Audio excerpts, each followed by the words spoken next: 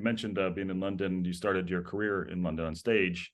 Yeah. Then moving here, you were up in Northern California in San Francisco, and you started a one-man show as a goalkeeper. Is that correct? Yeah, yeah. It was the first thing. 1981. I played I got the rights to this one-man show. Mhm. Well, rights. I didn't pay anything for it. The guy just said, "Yeah, if you can get anyone to produce it, you can be in it." Um, and I did the show in San Francisco, and it turned out, fortunately, to be a big hit. And it kind of changed my life really, because it took me to New York, and I ended up on Broadway and various shows, and I suddenly had a career sort of out of nowhere. And then I moved to LA, and about 3 or 4 years later, after I think I did 4 Broadway shows in 3 years, and then started doing film and TV. Mhm. What was that like, making the transition coming here from London as a stage actor? Obviously, I think you went to school. Sorry, I have a couple notes here. Literature at London, English literature honors degree at London University, but coming into the world of like Hollywood. Well, I always liked LA. Having grown up in England, I hate rain and bad Mhm. weather. Um, so I always liked it, and I was quite happy to move to LA. But I did sort of do it cold, really, because I finished in a show in New York, and I came out with no job, and it took me a while to get into the world of film and TV.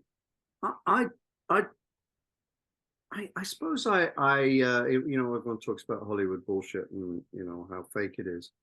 I actually don't find it that bad. I mean, yeah, there is a lot of nonsense talked, but I kind of felt like I knew where I was, and I've always been fairly entrepreneurial. I mean, in London, I found it harder to do business in many ways, because people are very nice and very, it's all so casual. It's almost like it's not a business. Mhm. Then you never hear from anyone. Whereas in LA, you get your pass or you don't, and people. I always find it easier to get things done in LA. Mhm. I think it's getting harder now, and that may just be because I'm older and nobody really wants to know what I do or why I do it. Um, but I didn't find it too, and I love being in the weather after living in New York and London. I just enjoyed that, and I'd do anything. I just worked, whatever. I did commercials, voiceovers. Mhm. I did anything that came my way, because I just wanted to work. I'm in the bladder management industry. I sell catheters. It's a growth industry, really, because 1 in 3 people over 60 either have a flaccid or a spastic bladder. So, in a sense, every 13.5 seconds, a new incontinent is born, as it were. As things started to get more sophisticated and better, and I ended up in some high-profile films and TV shows, I could sort of be a bit more discerning. But I've always had the ethic of, it's a privilege to work, and then I started writing. So obviously that took up a huge amount of my career.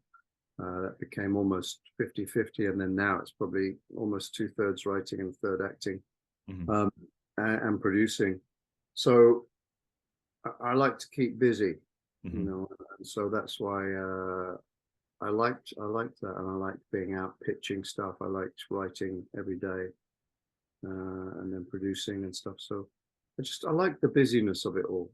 Yeah. And it's also good for you. You get to go, like, now at this certain age of your career, like you get to go back to London and be there and choose what you want. As far as you mentioned writing, and you worked with Christopher Guest on a few shows. What's that like? I know you guys have collaborated a few times. It's pretty. Yeah, it's great. I mean, my first one was Best in Show. Yes. And I hadn't done any improvisation since I was, at university or whatever. And even that was rubbish. So it was kind of fun to kind of jump in the deep end with Fred Willard. Judge is that thorough? I mean, she looks at the teeth. It's very important that all the attributes are examined. Teeth, eyes, ears, Ouch. gums. Am I seeing right? Where's she putting her hands now? She's just checking out the dog's testicular area to make sure that everything is intact. Hate to go out on a date with Judge Edie Franklin, have her judge me. That'd be no fun. I ended up working with Chris a lot. I acted in every film and TV show he did ever since, and then we wrote together. We wrote a TV series together for HBO and BBC, and then we did a film for Netflix called Mascots. You need to listen to other people. All right, well, I'm listening to you now. You take a few minutes, play around with the ladder, do what you want to do, then take it back and get your money back. And I hope you've got the receipt, because then you can get the tax back at the airport. So, have fun. I'm going to have a cup of tea. I'll see you in a while. So I write with Chris, I produce with Chris, and I've acted with him. So that was, you know, a lovely thing to do. It was really a privilege to be able to do that. Not an everyday conversation, a father telling his daughter that the reason he split up with the mother is because he gave her gonorrhea. I had just come back from a business trip in Thailand, and about 10 days later, your mother started to feel unwell. I really enjoyed that aspect of improvisation, which I was terrified by. And I enjoy it, and I enjoy now when I work, people kind of know that I'm associated with that, so they let me play a bit and improvise around stuff, which I like. And this particular strain can only be contracted in Thailand. As you know, your mother has never actually been to Thailand, so she naturally blamed me. Who else would she blame? So yeah, that was a fun group to be around.